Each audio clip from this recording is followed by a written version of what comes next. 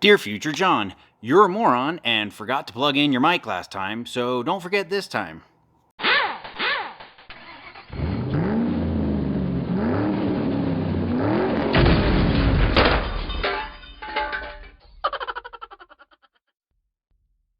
So one of the things that when we went to Missouri to go pick up the car, there were a whole bunch of extra goodies that were either kind of in the car or near the car. Unfortunately, we didn't have time to shoot those or kind of even catalog them for our own purposes. So what we did at the time is we kind of grabbed anything that looked important, looked original, anything that was supposed to go with the car, threw it into the trunk so that we could get it down the road to be shipped. So in the meantime, what we're going to do is we're going to open up this trunk and see what we find inside. Without further ado,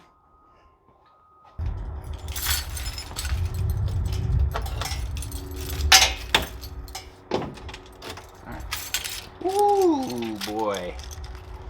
Okay. First thing, we have an ignition cutoff security system. So, theft-resistant door lock knobs. Well, these were a thing back in the day. I don't know if I can actually see my head in this shot.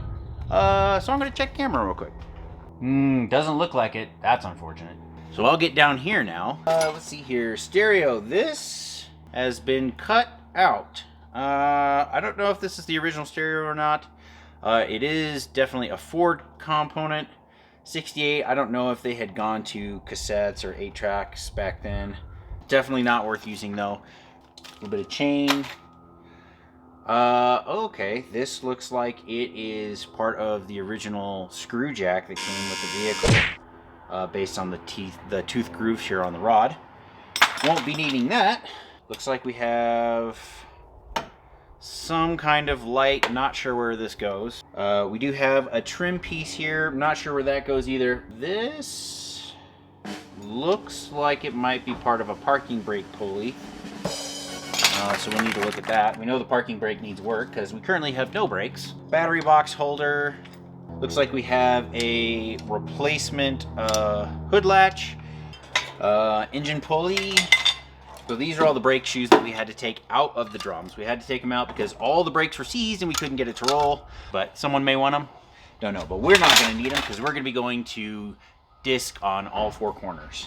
Looks like we've got an old coil. Don't know if this is still viable or if it's the one that maybe was replaced. A couple of, looks like maybe side Mustang logos, although we're not missing any, so these may be spares. Maybe someone had an idea for these. Got a screw jack. Looks like we have headlight canister or cover, so headlight trim. Gonna hang on to those, might need those. Seatbelt pieces. These look like they come from the rear. They're the belt harnesses. We're gonna be upgrading to a 3-point harness, just safety first. We're not going to be using the 2-point waist harness. In 1968, that is actually the year that they switched over to a 3-point harness for the front and passenger side, or sorry, the front side driver and passenger front seat. Unfortunately, the back was not so lucky. Let's see what we got here. Cruise control module. This was probably top of the line back in the day, but as for us, not really in our wheelhouse. Clutch pedal. Need one of those. Wondering where it went. So we'll hang on to that. More seat belts. Another light. Some kind of bracket. I have no idea what that's from. Spare belt. Might come in handy when we try and get the engine to turn over for the first time. Looks like we've got part of the original screw jack. Piece of hose. Don't know what that goes to. Not sure what this is. And then we have a bunch of head caps. So these, if I recall, are actually the original hubcaps. There is a separate, different hubcap for some odd reason. Not sure why. But we do have a full set of original hubcaps. More brake parts, more brackets. Boy, there's no end of crap. And looks like lastly we have the rear view mirror. Threw this into the trunk because it was sitting in the front seat. These are held on by adhesive, and obviously, car is, let me do some quick math here, 3 plus 43 years old. I think I did that right. No, 63 years old. 63 years old. 53 years old?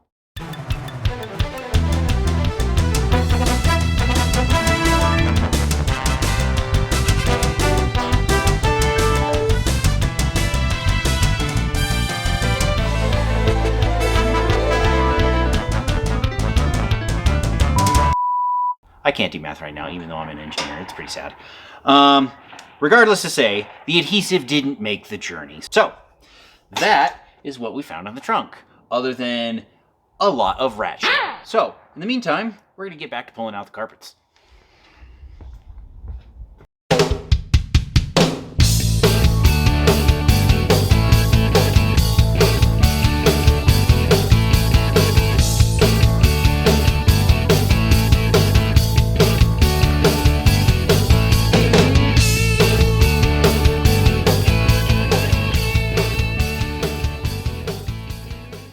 So we got the trunk all cleaned out and got everything cataloged that was in there that was left over from the barn that we grabbed that we thought was related to the car.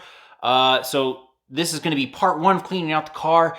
Next week we're going to be releasing another episode detailing part 2 of cleaning out the car. That's where we're going to be going to the front portion of the car, so the back seat, the front seat. We're going to be pulling those seats, cleaning out whatever is hiding out underneath there, and then pulling the carpet so that we can assess the floor pan. As always, thank you guys so much for watching this week's episode.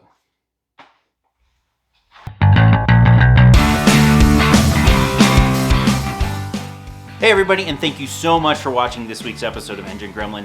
If you like what you saw and you like what we do, please consider liking and subscribing to our YouTube channel. It helps us make better quality content and on a more regular basis, and I would really like to hire an editor someday.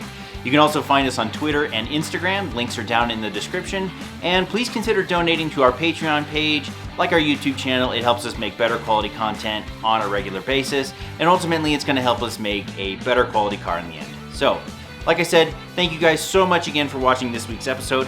I will see you guys next time.